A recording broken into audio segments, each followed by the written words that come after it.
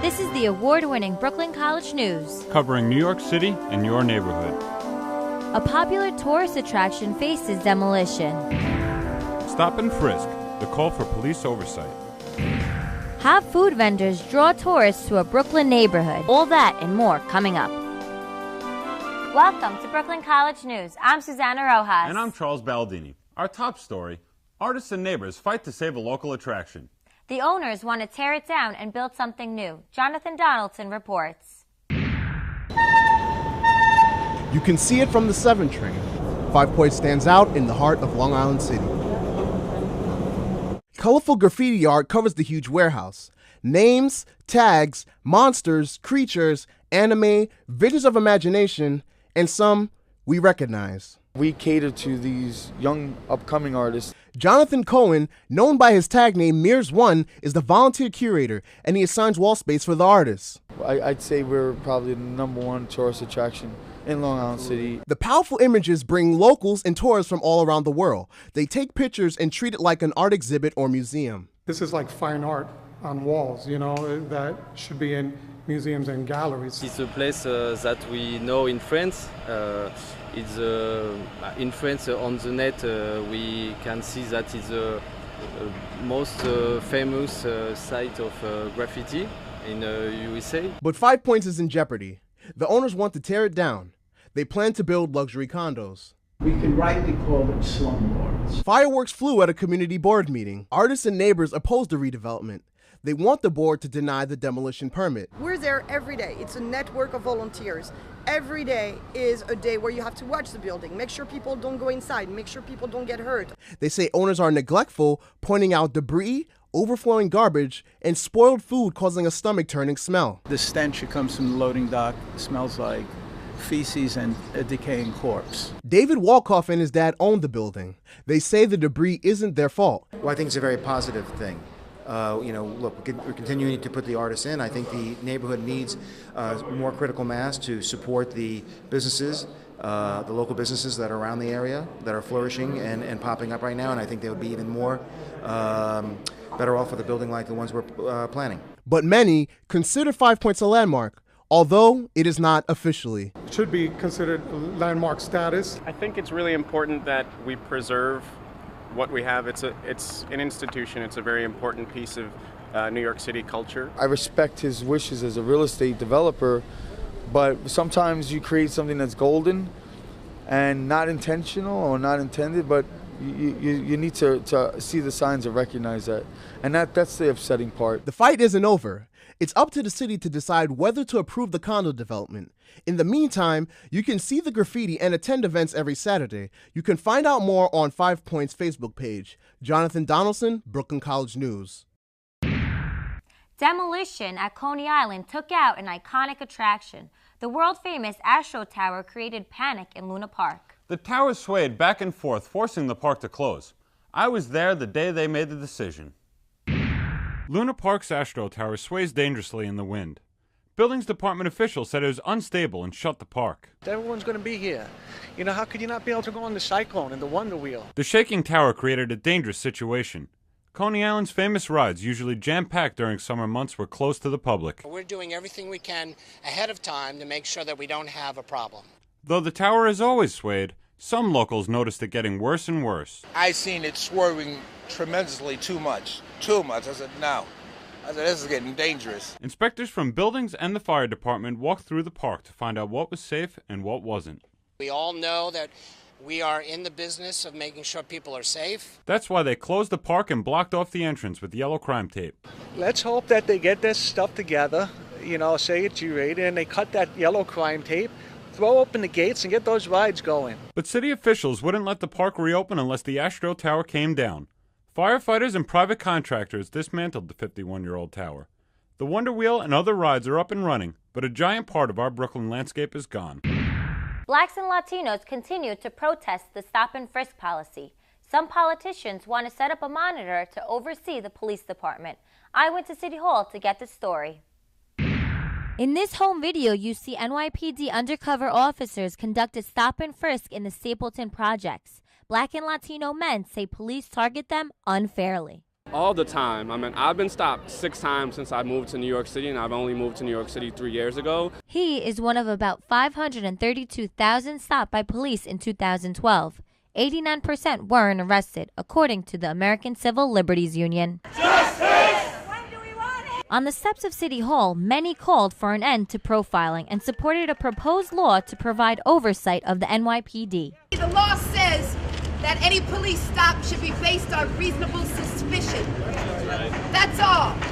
Nothing more, nothing less. The city council passed legislation for a monitor, but Mayor Bloomberg is expected to veto it. We stand united as people of color in this diverse city to say this law, these laws will make the police department better. In the meantime, those stopped by police say it's unfair. They just stopped me because maybe the way I look, maybe the way I dress, and just because I'm Latina. I just get stopped for no reason. Mayor Bloomberg opposes a monitor for the police department and vows to veto the legislation. The Supreme Court struck down the Defense of Marriage Act and gave LGBT couples the same rights as heterosexual couples. Taylor Baker reports. Edie Windsor is a hero to the LGBT community. Children born today will grow up in a world without DOMA, and those same children who happen to be gay will be free to love and get married. After Edith Windsor's spouse died in 2009, the federal government demanded she pay $363,000 in taxes on the property and the income they shared. Although they married legally, the Federal Defense of Marriage Act, or DOMA, meant the government didn't recognize the marriage, and the inheritance was treated as income. She decided, no, this isn't right. And that takes, especially for somebody at her age, 83 years old, to really go out there and say, I'm going to sue the federal government. I mean, that is really monumental. She sued the government because she said the federal tax law should treat her like a spouse in a heterosexual relationship. The Supreme Court reviewed the case and agreed in a 5-4 vote, overturning DOMA. The ruling means LGBT married couples can file joint taxes, won't have to pay estate taxes, will get Social Security survival benefits, and VA benefits. I'm a gay man, and I am a father, and I am married. And today, my marriage is legally recognized, and the family that I have created with my husband and my son is more secure than ever before. This is also a victory for children who grow up in LGBT homes, and it's a reassuring feeling for their parents. Taylor Baker, Brooklyn College News. Many students face bigger student loan payments because Congress allowed interest rates to double. Ashika James reports. It's just too much. It's unbelievable. Dominique is upset that she may have to pay more money for her student loan after she graduates from college. In July, Congress allowed the interest rate on student loans to double. It goes from 3.4% to 6.8%. I really worry about how I'm going to pay back the loans one day. On average, the hike adds more than $2,000 to the student loan bill. Now that jobs are not really as guaranteed out of college, the interest rate increasing is just really a problem. It's kind of discouraging people to go after their dreams, maybe after their dream school or anything like that. But it's not over yet. There's still time for Congress to pass a law that rolls the rates back. Congress could still pass a retroactive bill to freeze the rate at 3.4% to protect students from paying even more money. Students hope that Congress will reconsider the impact of the increase and roll it back before the 2013 fall semester. Ashika James, Brooklyn College News. Stay with us. We have a lot more coming up. Food displayed at the Jacob Javits Center benefits a good cause. Nathan's annual hot dog eating contest is Coney Island's new sport.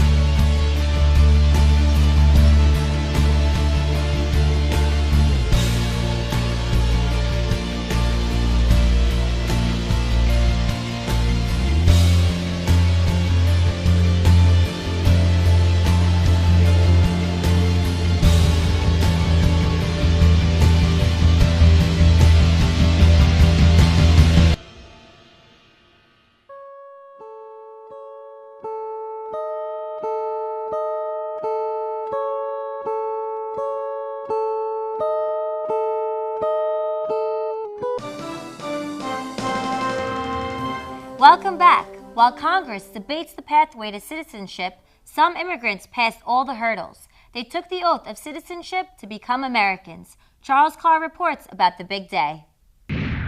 Raise your right hand. They raised their hands and took an oath. 151 people became U.S. citizens at a ceremony at 26 Federal Plaza. Happy today. Okay, every day. Many waved American flags to celebrate.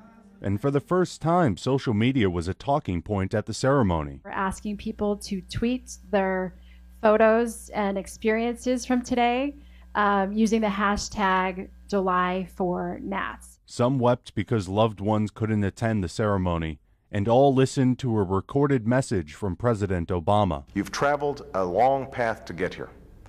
You've sworn a solemn oath to this country, and now have all the rights of citizenship. In the same week, over 7,800 took part in similar ceremonies across the U.S. Charles Carr, Brooklyn College News. There's also good news for women. More and more find jobs in non-traditional places. Monica Rincon reports about women who put mechanical skills to work on the nation's airplanes. It is challenging, but there's nothing that I can do that a man can't do. Angela Paez climbs into the ceiling of an airplane to replace a broken electrical box.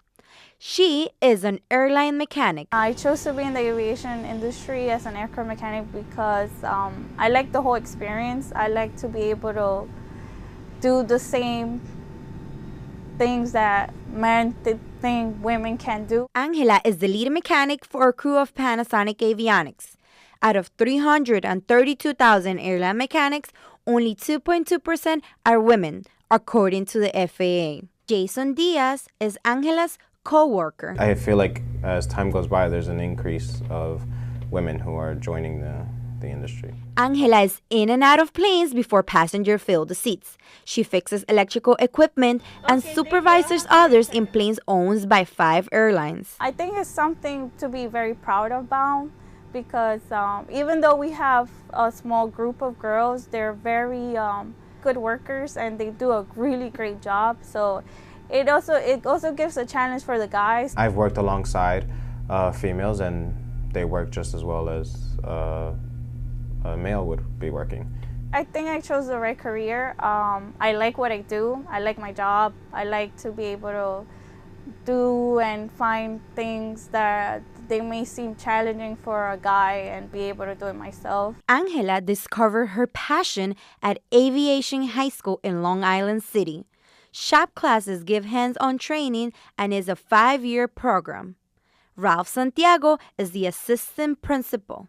I do recommend this field for women, and I recommend all technical fields for women to go into. I am also a graduate of Aviation High School and one of the few female airline mechanics. It's a great job and I recommend it to other women. Monica Rincon, Brooklyn College News. New York City's tech community teamed up with health professionals to develop new ways to help patients. Arinthia Robinson has the story. Innovators and health professionals sit and listen as winners present new technology in healthcare for New Yorkers. The Economic Development Corporation funded the program that will improve patient care around the city. AdhereTech, one of the 10 winning companies, uses a wireless smart pill bottle to monitor the way patients take their medication. During the optimal dosage time, the bottle glows blue, sort of inviting the user over, saying right now is the right time for you to take your pill. And then once that dosage time has been missed, the bottle blinks red. It also beeps. To aid patients, the BioSignal Group offers an FDA-approved device to help detect changes in brain activity during an emergency. This is a device that's FDA-approved, as we said. It could be used in the emergency department, in the EEG lab, in the epilepsy monitoring unit, in the intensive care unit. Village Care, another winner, gives patients a high-tech way to communicate with medical providers without the use of language. An innovative bedside communication system that allows patients to touch an icon on an iPad or tablet to communicate their needs back to a clinician in the subacute facility. Each company will receive a portion of the $1 million in funds to pilot their program. The long-term goal is to encourage the development of new healthcare technologies. Arinthia Robinson, Brooklyn College News. City Harvest collects 42 million pounds of unused food from restaurants and others in New York City's food industry. It donates what it gathers to 600 community food programs. Tanisha Sweet visited the Jacob Javits Center and saw the volunteers in action. Vendors wrap up on the final day of the Summer Fancy Food Show at the Jacob Javits Center. This couple grows fruit and sells it as dried snacks. We grow cherries, blueberries, raspberries. 17,000 vendors from all over the world showed food here during the 3-day show. It's been a great show, a great experience. It's always good to be in New York. And there's a great amount of food left over. See that guy with the City Harvest shirt? He's on a rescue mission. And so far, since 1997, we've rescued over 1.5 million pounds from this show. City Harvest collects food from restaurants and stores and distributes it to food pantries and shelters throughout New York City. You know, we have tons of volunteers. There's 300 here today. This is our largest rescue. Volunteers collected and pushed carts full of food and loaded it onto City Harvest trucks. So I thought it was a really good mission, so I thought it'd be a good way to use my time during summer break. City Harvest is always looking for volunteers and new donors. If you're interested, you can check out the website at cityharvest.org. Tanisha Sweet, Brooklyn College News. Stay with us. We have a lot more coming up. Pianos, great music, and a lunchtime treat in Midtown.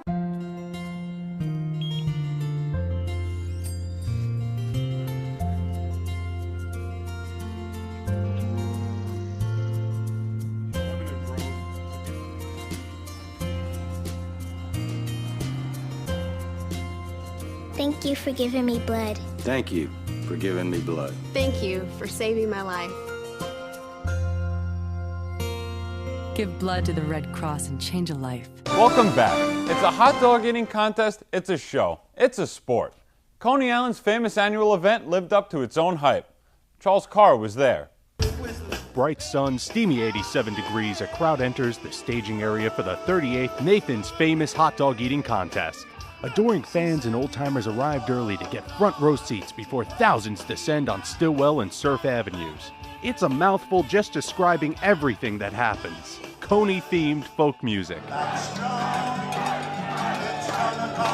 A mini Michael Bublé sang. There was an angelic choir and Frankfurter-inspired rapping.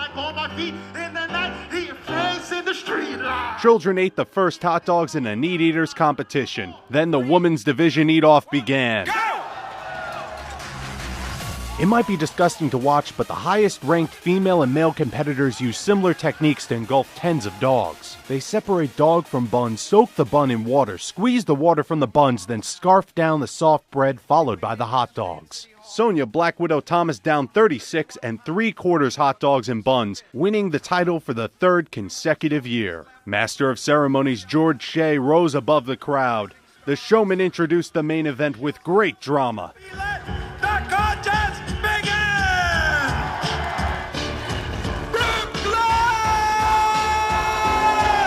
Reigning champion Joey Chestnut entered in style, carried by the show staff. Chestnut took his place and the eating began. Chestnut couldn't shake his nearest rival, Matt Stoney. They were less than a dog apart for much of the first few minutes. He gained a 4-dog lead at the halfway mark, building it up to a 16-dog headway near the end. 5, 4, 3, 2, 1.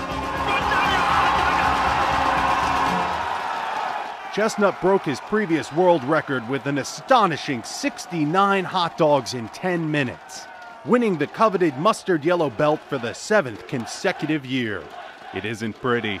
It looks downright painful. It can't be healthy, but it is a majestic sight to behold. The day ended with a donation to charity. Nathan's Famous gave 100,000 hot dogs and buns to the Food Fund for New York.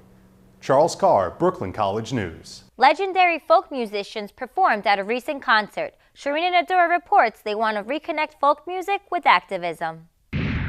Cheers and applause for a legend. 94-year-old Pete Seeger made his way slowly to the microphone. The folk singer joined other famous folk musicians. 93-year-old Oscar Brand blew him a kiss while Josh White Jr. beamed. Everyone joined Pete Seeger to sing Quiet Early Morning. The concert in the Museum of the City of New York aimed to raise money for an exhibit to honor the New York folk music tradition. The exhibit explores New York's central role in fueling the folk music revival of the 1950s and 1960s. And the exhibition aims to show exactly why New York became the focal point of the revival. At the concert, this moment between Josh White Jr. and Oscar Brand seemed so sweet. See, you played louder and now you got it. More than 300 people watched the exchange in the small theater. Organizers hope to connect the folk music and activism of the 50s and 60s with current activist movements. Artists like Pete Seeger and Oscar Brand used music to protest against social injustice, for civil rights, and against the Vietnam War. It has always been, and I go back 5,000 years, it has always been the folk artists, the folk writers who bring the songs of social conscience to society. But on this night, the music and the special performances took center stage. The concert was phenomenal. It had people dancing in the aisles, including me. Sharina Nadura, Brooklyn College News. Great music fills the air in Bryant Park to help take away the office blues. Ashika James reports about the concert series that office workers love. A little bit of jazz, ragtime, and even boogie woogie, all while you eat lunch in the park. In the summer, Bryant Park offers free lunchtime summer concerts. It creates a musical oasis in the middle of the city. We try and create an atmosphere so that when you're walking through, you have a place to relax, and it's as though you're in someone's living room. The concert series started in 2003 after the head of Bryant Park heard a pianist playing outside a restaurant. I said, the people are having such a wonderful time here. Why don't we do free piano performances by piano greats in Bryant Park? So luckily the clubs are closed at 12:30 in the afternoon. They have nothing else to do, so they come with us. International Hall of Fame jazz pianist Junior Mance is one of the 23 in this year's series. I enjoy it. It's the only time I ever play outside for anybody. People in the park say it's a great escape. Somewhere to hide away for a few minutes before we have to go back to the grind. I keep coming back, for lunch and just to kind of relax and move away from work and the stress and stuff. So it's a great way to do that. The outdoor concerts run for 21 weeks. They start in mid-May and end in early September. Ashika James, Brooklyn College News. New restaurants seem to pop up in Brooklyn every month, but there's a long tradition of great food at the Red Hook Ball Field. Karen Mendoza reports.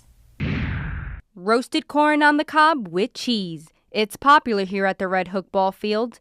There's plenty of food to choose from, almost too much. The Latin American vendors draw a regular crowd every weekend. I'll have a little bit here, a little bit there. Cooks prepare their home-style recipes from countries in Central and South America. Cesar Fuentes represents the vendors. The word tradition, I'd say the word authenticity, the word uniqueness. Okay, it's three elements that actually have come to make the Red Hook food market what it is today. Food vendors started serving at the ball field park in the 70s. Soccer players brought big crowds and more vendors. They've survived attempts to force them out and won legal permits and health department approval. Now the trucks attract tourists. My girlfriend's father's in town. He's from Oklahoma and he heard about it. Paul is from Pennsylvania. He bought a mango on a stick sprinkled with spices and tried other Latin American comfort foods. We tried the pupusas and tacos. How are the pupusas? Very good. The most popular eats are Mexican classics with a twist and Salvadorian pupusas. What's a pupusa? Tortilla, right? With you can choose which meat, with cheese or pork or chicken or vegetables. It's stuffed. That's my understanding of a pupusa. And they put cabbage on it. Others have their favorites. A goat taco. It was almost like pulled pork, but it was goat instead, and just with a little bit of cream and some cheese on top of it, a little salsa. Very, very good. Red benches are perfect for families to sit and enjoy their food while their kids play in the park. I like the authenticity of the food as opposed to some of what goes on elsewhere in Brooklyn. Now it's time to cool off with their popular drink, horchata. If you want to experience great food and drinks, make sure to get here before their closing season in October. Karen Mendoza, Brooklyn College News. A festival of African culture filled the Fort Greene Park recently. Nandi Barker reports. Baba Bill invites visitors into a tent to pray to ancestors. He joined about 100 exhibitors who set up tents and tables in Fort Greene's Commodore Barry Park. We must always honor our ancestors. African artists and culture filled the park. The annual festival showed off traditional food, fashion, beautiful people, and the arts. Eric, an artist from West Africa, says these paintings reflect his childhood. I'm trying to capture the essence, the musical essence in a painting. Steps away, we heard what sounded like a jackhammer. We found an artist pounding metal to make fresh handcrafted jewelry. These errands are my favorite. But a lot of people don't believe that our stuff is made by our hands or by us. Young urban designers also displayed their stuff here. And there was more. Great smelling food almost called out to you as you walked around. The festival is a one-week event that attracts people from all around the world. It's something that I enjoy coming to every year. I never miss it. Nandy Barker, Brooklyn College News. Russell Midori found some Brooklynites practicing a different kind of sport. He takes us to a pool competition in Williamsburg. Cuts, banks, combinations, caroms.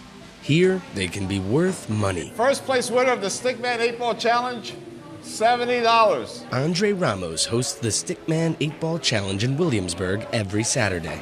The players fill LP and Harmony Billiard Bar for serious competition. Well, this is a good place to hold a tournament because there are so many players here that play so well, and they look forward to challenging themselves and others in an environment that offers a little more attention than normal. Today, 14 people showed up to take their shot at the money. Signing up is easy. $10 and you're in. Here's a registration form. Just fill that out. What do you need here? Just your first name. Players draw cards to determine who plays who in the first round. Monica Sirac says the Stickman competition makes her a better player. In this tournament, I play against extremely good players that it forces me to be much more careful. And there is a high level of competition, but it's a very friendly competition. The players you find here aren't just trying to make shots like your average bar player. They're considering techniques to gain better cue ball position on their next shot. Or they might even avoid sinking a ball to leave their opponents in a tough position. I think you're safe, buddy. Players treat the pool table like a chessboard. The one who develops the best strategy usually wins. Today, it's Elvin Estevez. Congratulations. Even though he is one of the youngest players here, he went undefeated for the entire challenge. What was his strategy? He'll never tell. I don't know. I just try to make every shot. Just try to concentrate. Along with the money, Elvin wins bragging rights for at least a week. He's also eligible for the July 27th Challenge of Champions. Reporting from Williamsburg, Brooklyn, I'm Russell Midori. That's it for our newscast. I'm Susanna Rojas. And I'm Charles Baldini. Thanks for watching.